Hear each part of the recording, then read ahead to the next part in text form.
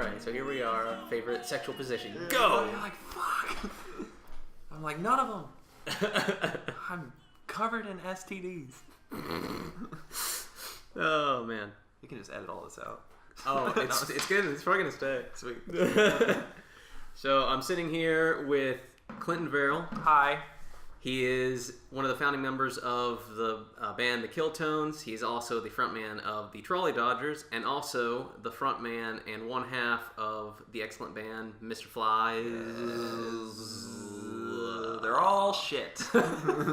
And we are recording this not so live at the Northside Sound Factory in Northside, Cincinnati, Ohio. Please buy everything. I'm extremely poor. Please, God, send money to my PayPal.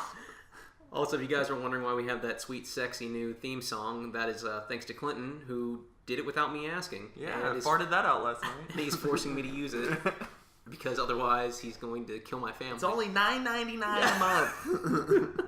No, it's really great, though, so thank you for that. Awesome, man. I'm glad you like it. It's really cool. So, yeah, anything new in the Clinton verse that you want to talk about? I got another cat. That was pretty cool. You know, you definitely tell I'm a very lonely individual just by that statement. Got another cat. Playing a bunch of shows, running the shop. Music, cats, and shows is pretty much it all the time. And bills, lots of bills. Oh, yeah. Tons of debt. Always in debt. Let's talk about kind of where you're at right now. I mean, I kind of think you're at a pretty good spot, top of the world, at least from my perspective. Debt and all. The top of a very shitty world. Yeah. I mean, you own your own business. Uh-huh. You're in a few bands. I should say co-owned. Okay, Josh co-owned. That's true. Josh. I'm just a glorified manager. Josh Pilot did 9/11. Well, you're in a few bands like yes. we went over, which are all pretty good, despite what you think. Yeah. I mean, you're at this, and you're mainly at this point clearly because you love music. Yeah. How did you exactly fall in love and really get into music? Like, when did it all start? Honestly, like, weirdly enough, me and Ray were talking about this a couple nights ago, just hanging out and trying to get Snapchat to like swap our faces with random dishware. And, I think for me personally was my grandma on accident bought me a total accident the White Stripes Elephant album for Christmas one year because she didn't know what I guess CD players were like new and stuff like that, and like it more affordable, I guess, for people, and my family was already poor anyways, so like my grandma, I guess, just asked Walmart like what's popular, and they gave her that. So I think that's like kind of started it for me. And I wanted to be a magician was like the thing I wanted to do. I didn't want to do music. I wanted to be a magician. Yeah, I wanted to do magic. I wanted to make my family disappear and the right family appear. One that makes me happy. I wanted to make the bad feelings go away and the good feelings appear. No, like I really want to. My family's cool. They're cool. But I wanted to be a magician, and music was, I don't know, it just kind of happened. Like that White Stripes album, the Elephant album, was like really important to my life because it was like I was playing a little bit of music and I was kind of into it, but that was the first like album I heard where it was like, oh, you don't have to solo like 1,000,000 miles an hour in order to be successful, or you don't have to be like super good. Not saying that the White Stripes aren't a talented band, but it's kind of more criminal. Like it's just a simplistic form of music, but it's still like super catchy, and I think that's what really started pulling me in to want to do music. Cool. So was your grandma buying you White Stripes Elephant album, thankfully to some well-cultured Walmart employee? Yeah, who was like, oh, yeah, that's weird too. Like I figured he'd be like, oh, you gotta get this Tim McGraw shit right now. Like, especially on, like, Lebanon, it would be like, oh, Trace Atkins, Tim McGraw. Was Trace Atkins even all those country people are just robots. Josh Pilot did 9/11. Oh, man. Well, there goes all my viewership, all 2 of them. And now here come all the 9/11 truthers. They're like, oh, I knew it! I fucking knew it. President said Jewelry Exchange, 9/11, it's all connected. So you pretty much, so you got that CD, and how old were you again? Oh, man, I was probably like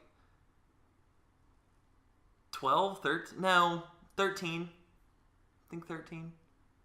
Yeah, something like that. Like, it was later. It wasn't like, I didn't have an interest in music really until that, because my dad played and my brother played, and I just for some reason was like, this isn't cool. Mm-hmm. Like, my parents are doing it, my families do it. When you're young, you're just like, no, I don't want to do that. I think it's dumb.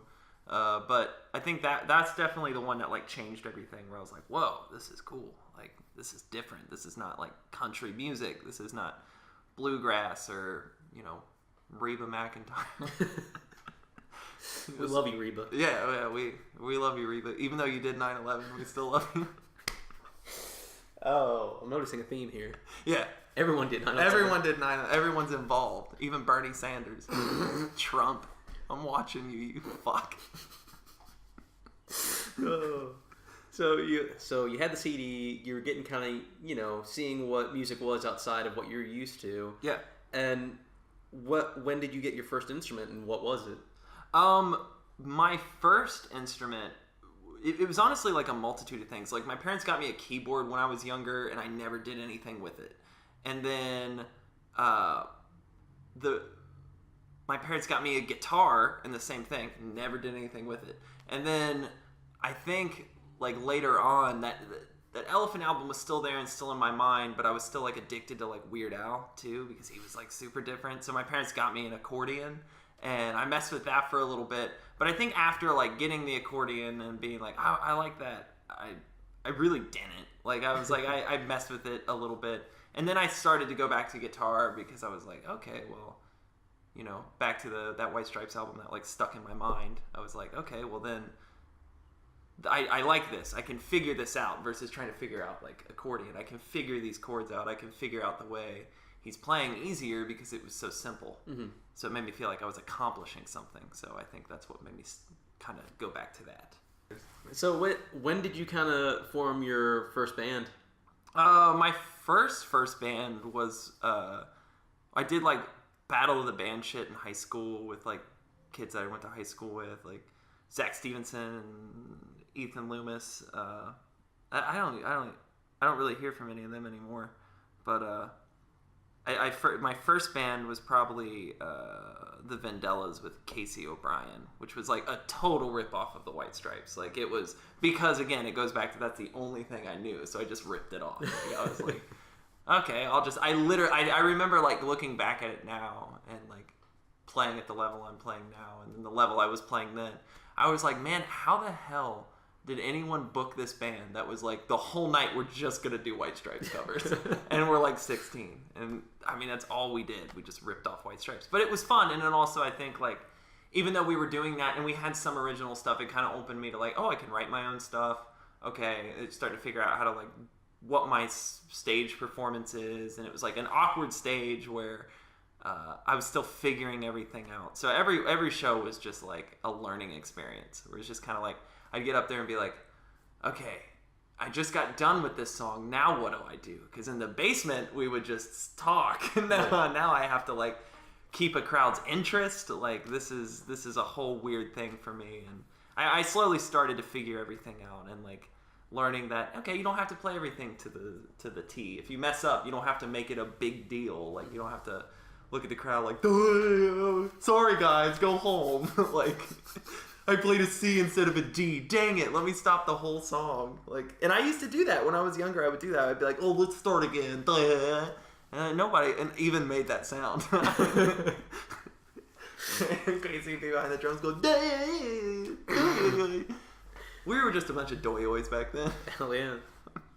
Everyone has to go through that doyoyoy phase. Yeah, we were all just doyoyoys phases back then. And so, when you were in the Vandellas, is that when it's kind of started to click that this could be something you could do for a career, or was that did it come afterwards? Honestly, like, thinking about it, I think when it all started clicking that I liked playing music and I enjoyed what I was doing, I think I never had an option. I never put an option in my head of doing something else. I think it was just like, I just have to do this because I really like doing it. So I think it was like, I need to find a way to make sure that I'm constantly doing this. But I also was like real to myself too. I was like, I think I can do something with this, but at the same time I need to make sure that I have like a job and I'm doing something and I'm making money and stuff like that. Because I feel like a lot of people, when they get into that mindset, which is such an addictive mindset of like, I just want to perform my whole life, I think that people start to actually let go of reality a little bit. And a lot of people would say I'm totally wrong. It's like, no, you have to be all invested. No, because I feel like a lot of people who could have done something forgot about the essential part of life is like paying bills and, having a place to stay and, like having money to eat. Like that's an important thing to have. And I think a lot of people get so lost in it that they end up with nothing and then they do give up, which I can, fail and still at least have a job. So I mean that's like a good thing to know. Agreed. It is a good thing to be financially stable before pursuing anything crazy. Yeah. I just don't want to be like, I see some people like I see a bunch of people that I know that have played for years, and I see them in situations where they may be very happy, and I've seen some that can live with like nothing and are super happy, and I can see others that are like just struggle. I mean, they like paycheck to paycheck, like hope to God they can pay their bills or pay their rent. And I don't want to be in that situation. Some people enjoy that situation, but I want to know I have like security at least.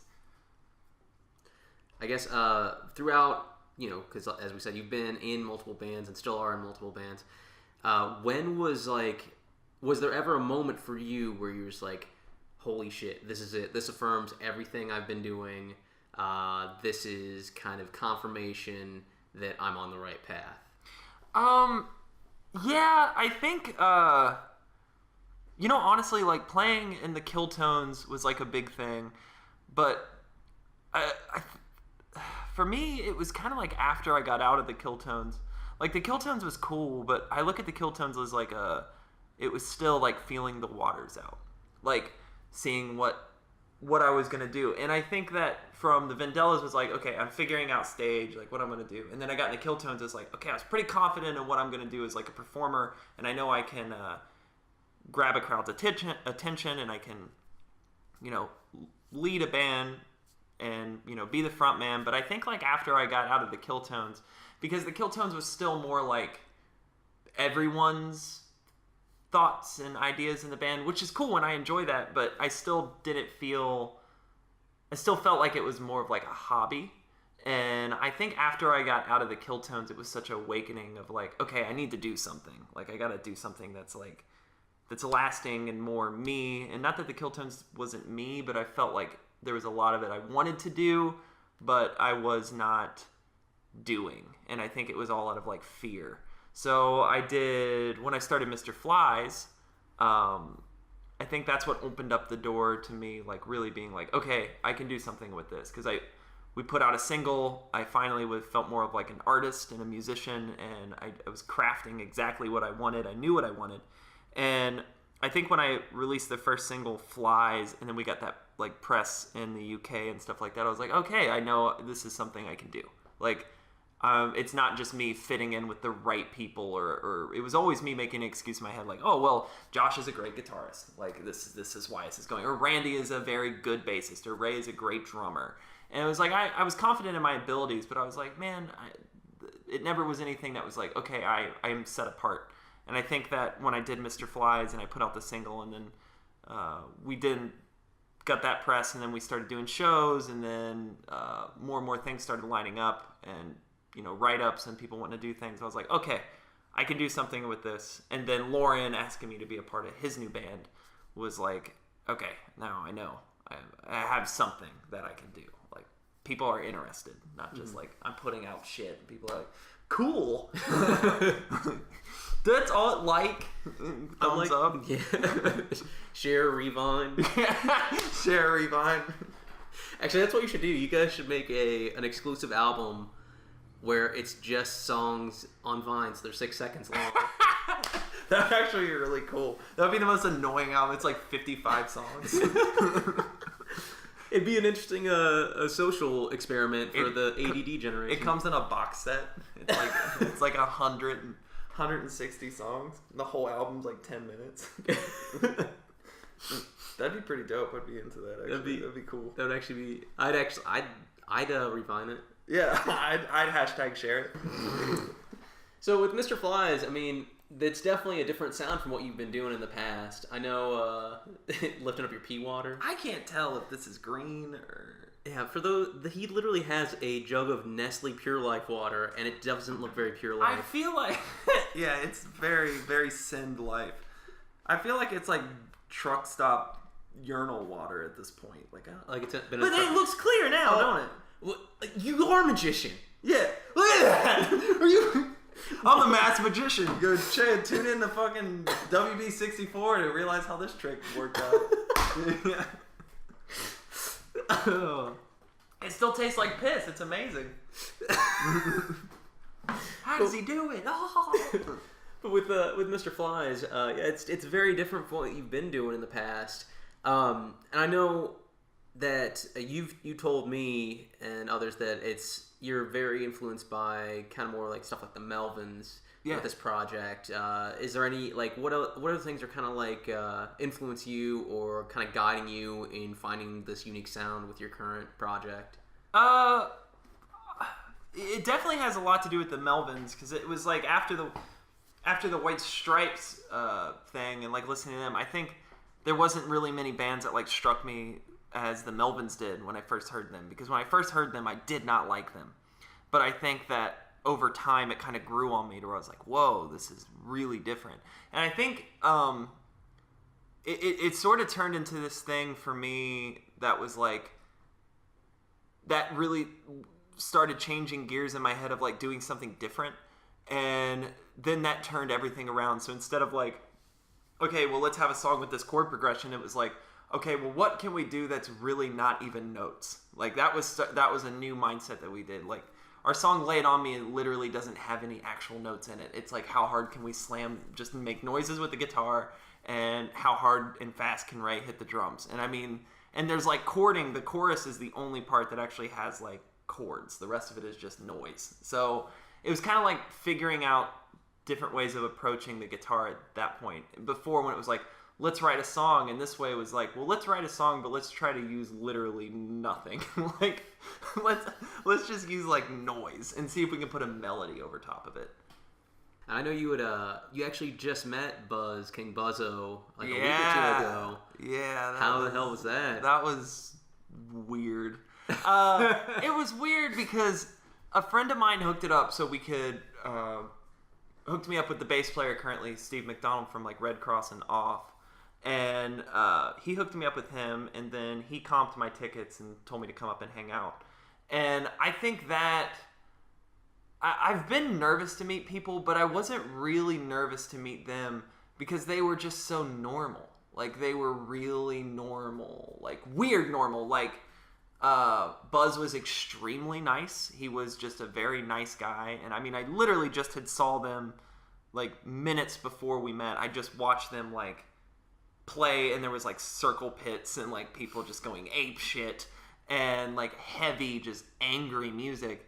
And then afterwards, he's just this like humble, nice guy. It's like, oh, thanks for coming out. Appreciate it. Like, thanking me for coming out, which is it's like, it made no sense to me at the time. I was like, why are you thanking me? Like, I should be thanking you. And my answer was like, yeah, no problem. Like, I took time out of my day. I drove 4 hours for this shit. Like, but no, he was like really cool. And Steve McDonald was just as nice. He was asking about our band and stuff like that. And Dale was just super cool too. But I felt like I was taking up their time. Like, it was so weird. But yeah, it was something I'll never forget. But they were extremely nice guys, and you can tell how seasoned they are in it. But also you can tell, like, photography, like, I took a picture with him, but they do this thing that I've noticed with, like, everyone that wanted a picture, he would just make, like, this very uncomfortable face. And it was, like, the funniest thing to watch, because as soon as I saw mine, I was like, oh, maybe it's just a thing he was doing. But then every other person he take a picture with, he made the most awful face, like the hated his life face. And it made me so happy because it was kind of like he's at a level where people are okay with taking a picture with a guy who looks just sad. Like, who looks like he just ruined his day. Yeah, because your picture you had with him, he looked like he looked like someone's like aunt who just got like Botox. Like, he kind of like old Joker style, like early Jack Nicholson Joker shit. Like, yeah, he made this like hilarious face, and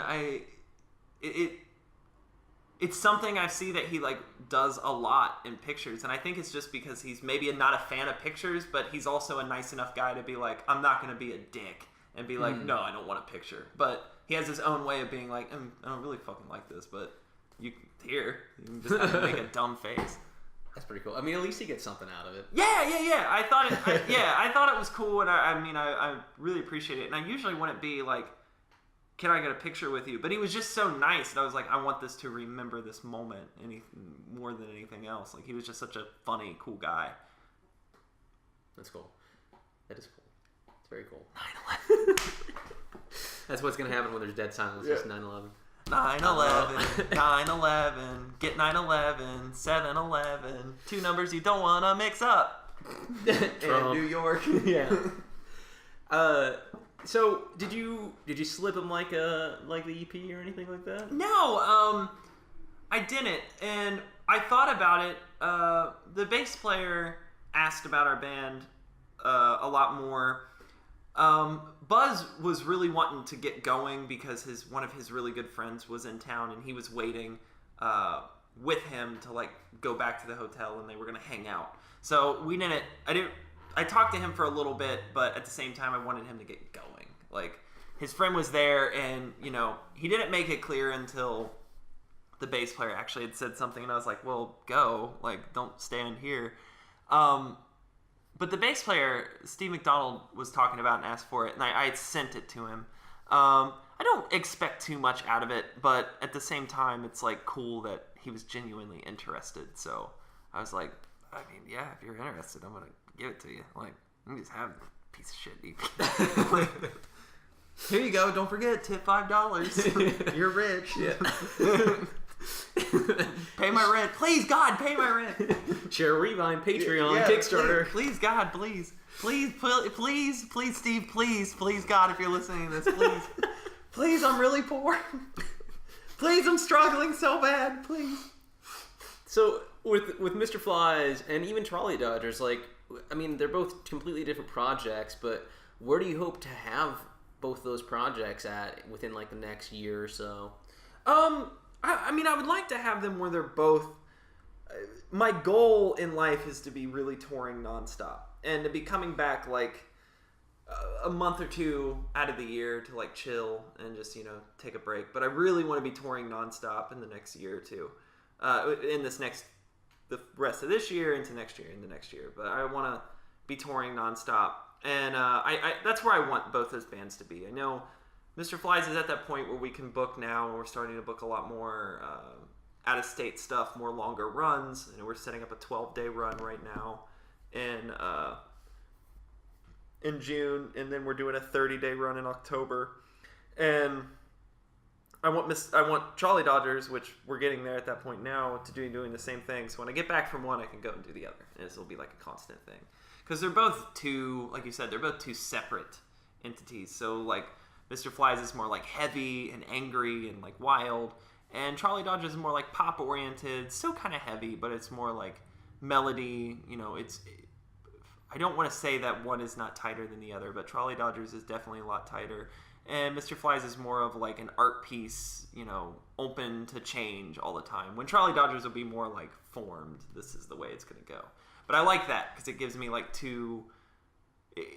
I won't get bored because I have two totally different things that I'm doing. Where if I get tired of being like formed and pop oriented, I know that when I get back I have this heavy project. When I get tired of heavy, I can go back to doing this pop like lighter stuff. So I feel like I never get bored because when I write, it's always like very bipolar, where there will be like heavy stuff and then there will be more like pop-oriented stuff or lighter stuff or acoustic stuff, or there'll just be more just like noise things. So I have a venue now for like everything that I do, which is great.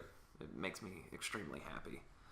That's awesome. So you would say that I'm not happy. Yeah.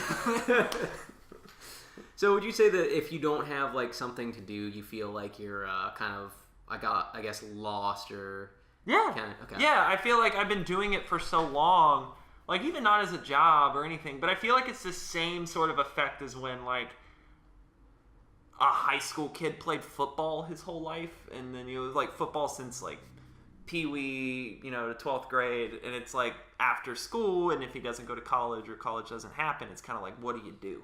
Like, it's that weird, like, I don't want to say it's depression, but it kind of verges on this like feeling of like, what do I do? This is all I know how to do, so what do I do? Like, I know this makes me happy, and I haven't, it's been years since I've explored other things that's made me happy, or this is all I know.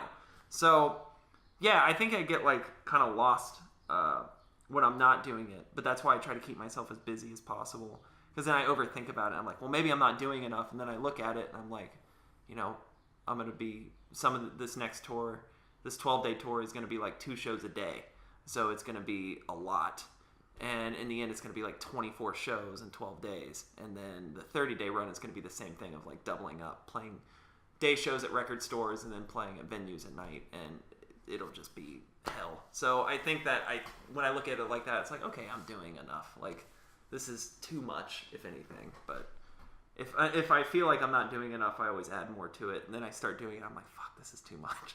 This is goddamn too much. But yeah. So in a way, you have kind of you've met your childhood goal of being a magician to an extent. Yeah. You're pulling all these like awesome things out of your ass. Yeah, pretty like, much. Ta-da. Yeah, like ta-da, or I'll call a venue and be like, guess what? We're not going to appear tonight. And then you show up, it's like, ta-da. Yeah, ta-da, I'm here. And I pull out this gross bottle of water and do a flashlight trick, and people just throw money at me. And everyone's just in the audience like, what's he going to do next? Yeah, what's he going to do? Is he going to plan 9/11? 9/11 time signature. Yeah, 9/11 time signature. Not the terror attack that happened on September. Clinton's views do not match my own. I just like bringing up uncomfortable things. I think 9/11 was a really sad tragedy. So much stuff that I have to cut out. So much stuff. Doesn't matter. I'm gonna have to listen to this and scrub it anyway for like levels and everything else. So with Mr.Phylllzzz, I think one of the big things visually when people see you for the first time is the most obvious thing. You guys are wearing like really awesome Wednesday Addams / Twins from the Shining style dresses, like just that older like early 1900s style. Yeah. What brought about that? And I'm sure you've probably been asked this a ton, so forgive me. No, you're cool. But what brought about that decision for that aesthetic? I think a lot of it was at first is we were those damn kids. I think for the listeners, there's a bunch of stupid kids walking by in my store being real obnoxiously loud, and I hope their parents are listening, and I hope they spank them, and I hope it's hot. I think what brought up speaking of spanking kids, I think what brought up the dresses, the dress idea was accident. It was totally accidental because a lot of people think it's like a thing that we were like, let's do this. After we did the Halloween show, we were wearing like nurses' outfits, but the problem before is we were dressing like Bible salesmen, like old 50s style clothing, and it was really hot. Like everything was just really hot.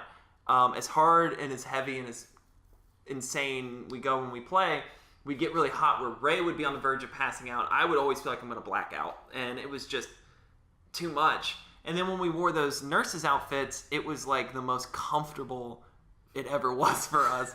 And it was like really comfortable, and I didn't feel like I was going to catch on fire like the other times that we've played. And so we kind of thought about it, and I was like, I don't want to do dresses at first. Like we both like, we don't want to do dresses. And then we played another show in Columbus like a week later, and the people were like, are you guys going to wear dresses? And we were like, okay, now we're going to wear dresses. So we wore dresses up to that show, and I think the reaction of people, because before when we set up, people were just like, oh, this is like a Black Keys wannabe band, because we're a two-piece. And I think that when we were setting up in dresses, because we show up in the dresses, we don't like change or anything, we were just showing up in them. I think that made people immediately rather make fun of us, laugh at us, talk about us behind our back, but all of those categories of people were curious of what we were going to do. So I think that also helped us, because when we would set up, people would be like, okay, rather this band's going to be good or they're just going to suck. Like that's just it. And it started becoming a thing where the nurse outfits then turned into like, okay, well, let's just look like really terrifying. Let's do like creepy black, like all black dresses or black and white style dresses. And I think then that solidified it, where I was like, oh, okay, now I like the way this is going. But they're still comfortable. Like, if you get hot, you literally just spread your legs. Like, that's all you literally have to do. So like, it's a nice, comfortable thing. And people, I think the common thing we get all the time is people are like, are you uncomfortable, like, rather in public or people seeing you? I'm like, not really, because I've gotten used to it. And I think the funny thing that I like seeing is after we play, the people who were worried about the dresses look past it. It's the last thing I ever get asked about. I don't get asked about the dresses anymore. It's more about like questions about the band or where we're playing next, or like people talking about that they liked it and stuff like that. But it's the dresses don't come up. They come up before we play. And then afterwards, it's just kind of like we're wearing normal clothes. Like people just don't, it's kind of like, oh, that's what they do. It's kind of not asked about anymore. So it's kind of cool. But we played some places where people literally have booed us off. We played in Kentucky and the place basically booed us off.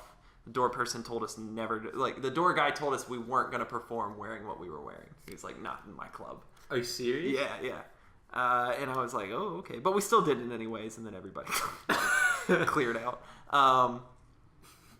And we played a place where, like, a biker gang was, like, showing their colors to us, which apparently is, like, you should just fucking leave when they do that. I'm aware that means that they don't like you, but what exactly is it? Oh, showing colors. They literally like holding up like a flag with like their symbol. Yeah, it's just like a gay pride flag. But no. They were like they were showing like kind of like they like show their symbols, or they're like kind of showing their colors, I guess, in a sense of like, we don't like you in our town. It's an undisclosed like get out kind of thing. And I mean, they ended up actually not being totally... The reason why, sheer luck, is one of the dudes wrecked on his motorcycle outside of the club, and Ray was the first one to get out there in a dress to like help him, like, because he was drunk, and like helped him get up and stuff like that. So I think then the guys were like, okay, well maybe these guys are dresses, and they kind of like changed their mind a little for the short, brief gap of time of their friend getting hurt and them kind of sobering up, enough time for us to get our shit in our car and leave. So, like, I think that was the only time. But, I mean, I think that's what makes it fun, though. It's kind of dangerous when you do that. And it's sad that that's, like, that has to be the dangerous thing. It's like your clothing could possibly get you hurt, which makes no sense to me. But it also shows how ignorant still a lot of people are when it comes to things like that, where they're going to judge people by something that they wear, or because they think that a piece of clothing belongs to a certain gender. It just doesn't make sense to me. And the one thing we're doing with the 30-day run is we're going to document. We're playing in everywhere. I mean, like, I think there's only a couple states that are going to be left out, but we're going to document like how pretty much every state takes the idea of us wearing dresses. We're not bringing any other clothes but the dresses for 30 days.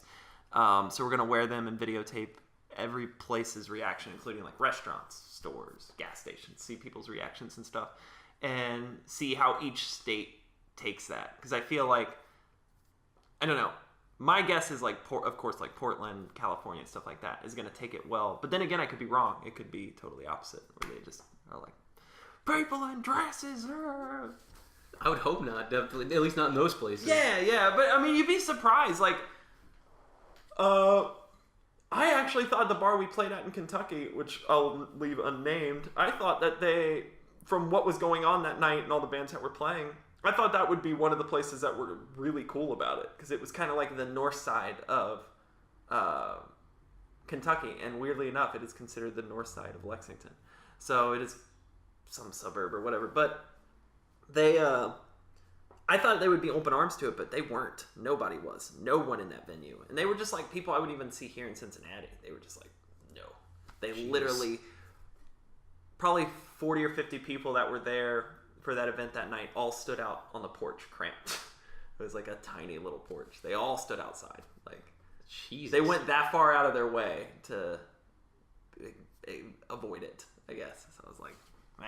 I mean, but that's kind of what started Mr.Phylllzzz, though. That's what kind of, we wanted to do a band that was just annoying. So it was kind of like, that's what kind of, we wanted, our goal was to clear rooms. So I think we kind of succeeded in anything.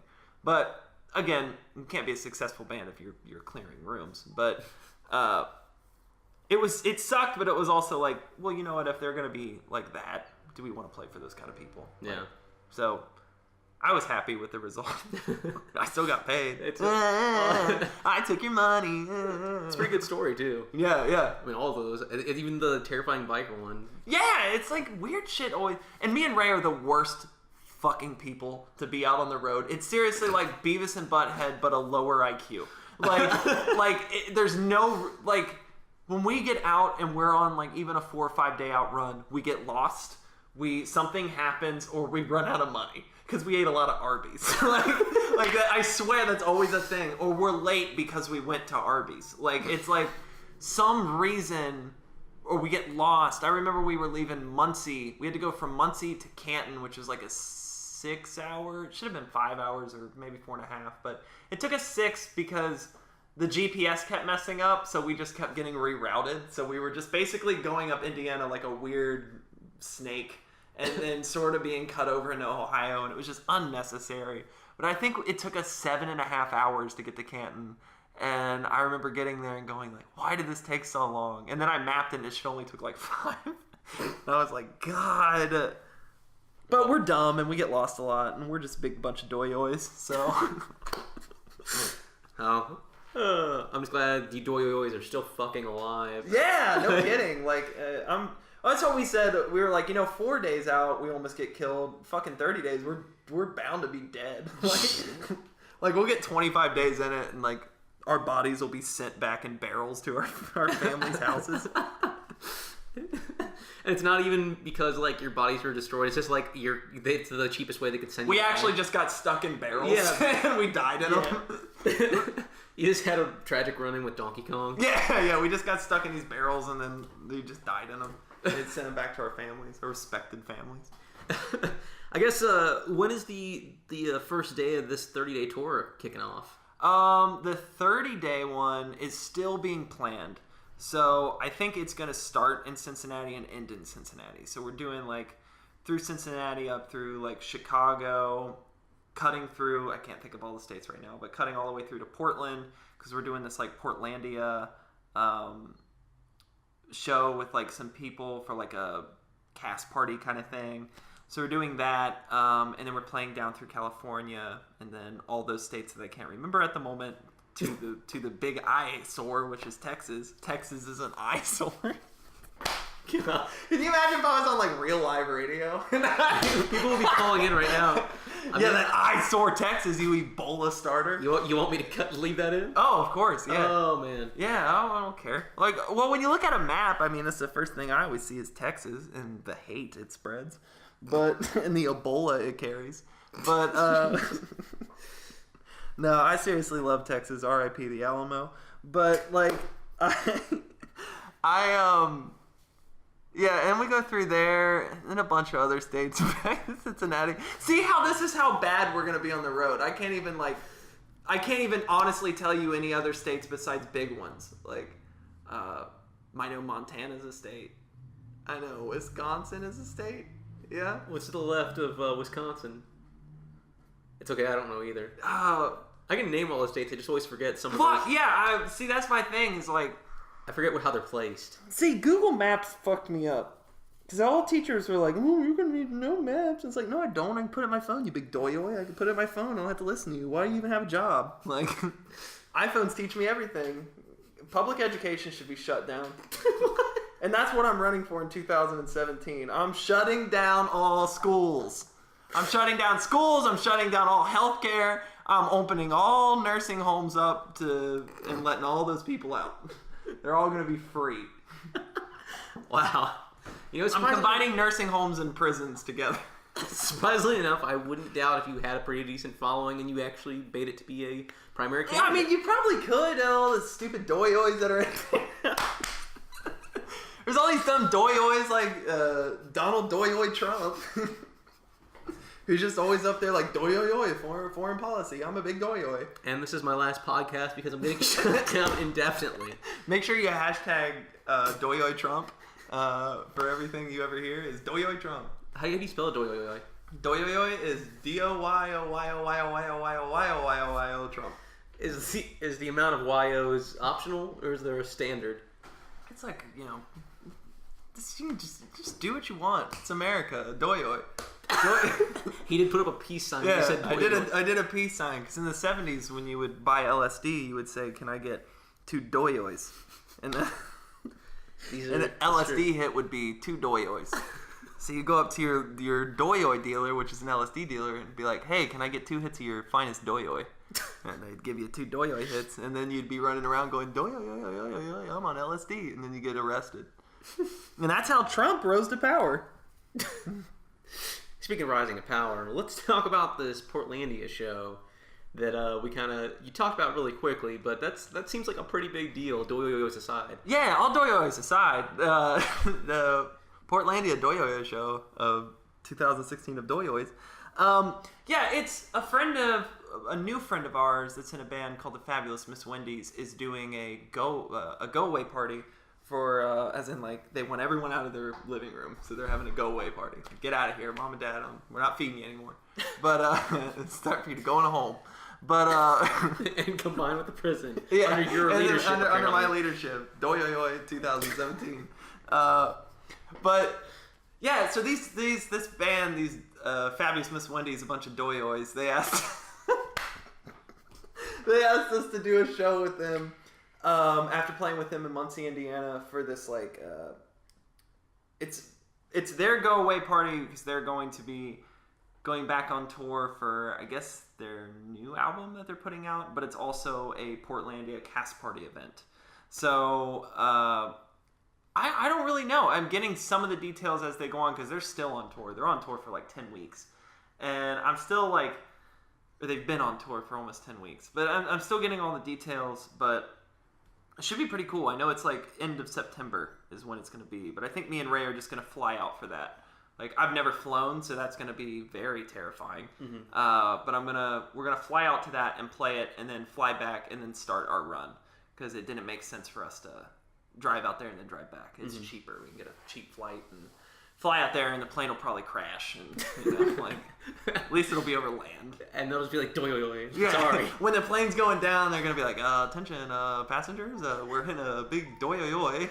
We're going to be going down.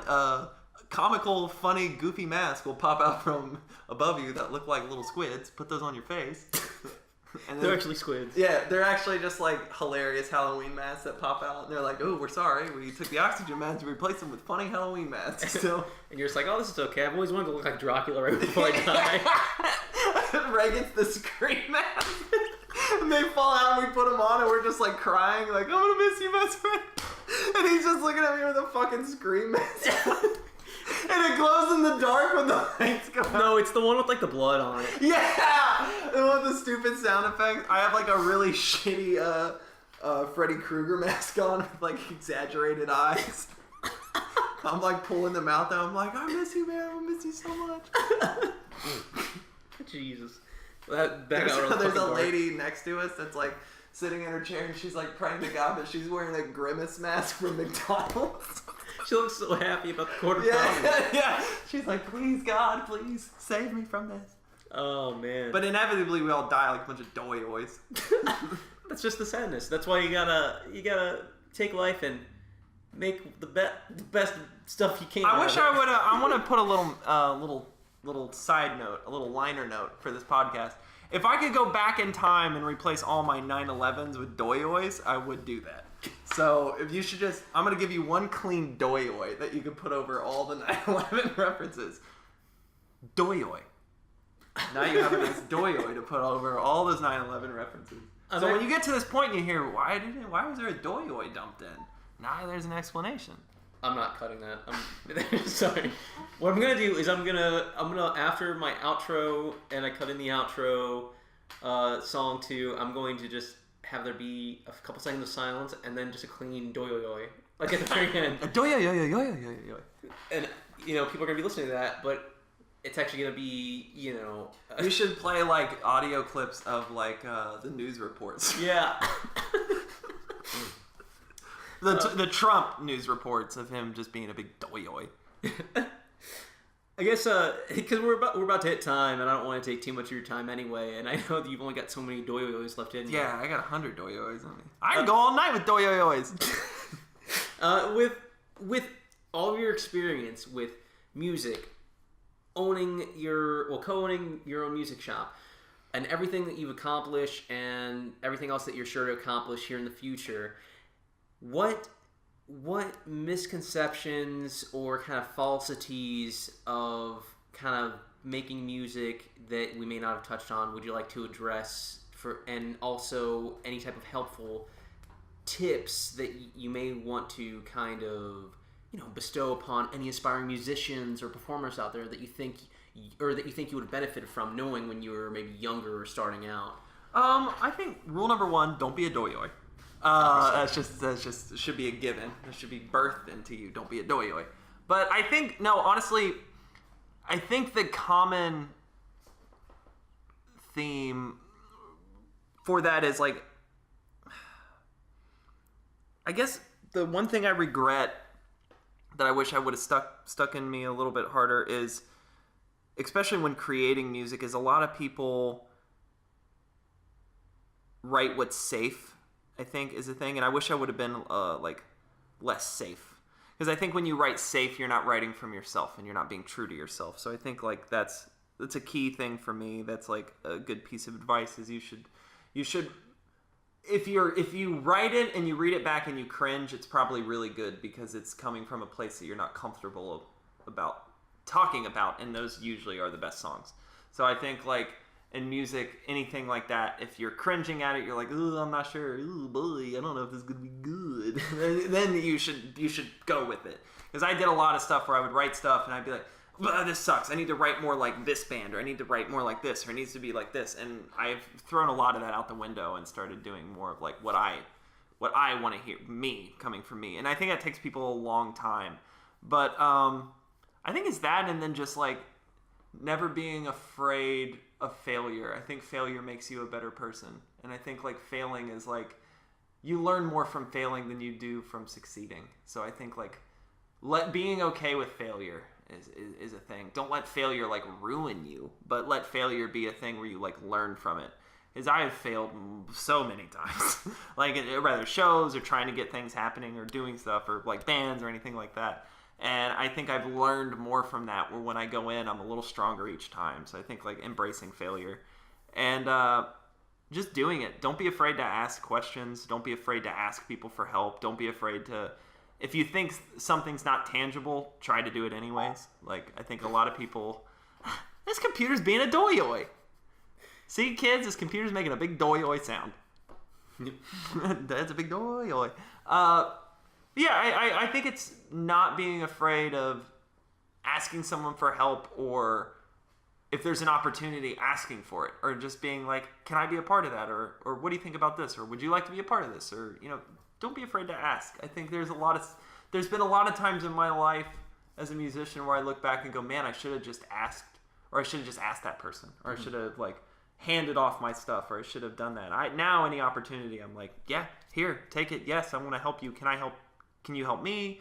Can I show you this? Would you want to be a part of this? So take all the opportunity that you can. And don't be a doyoy. Trump, Hillary, Bernie. I think a lot of good advice. 9/11 and doyoys aside. And is there anything, you want to say to our viewers before we sign off? Don't be a doyoy. Follow Zach's podcast. Yes. Which you should be doing. Don't vote for Trump. Well,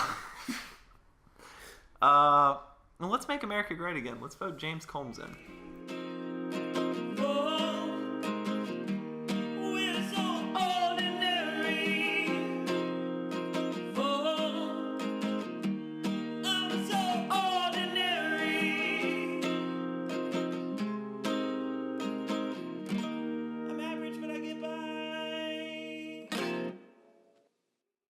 Doyoyoys.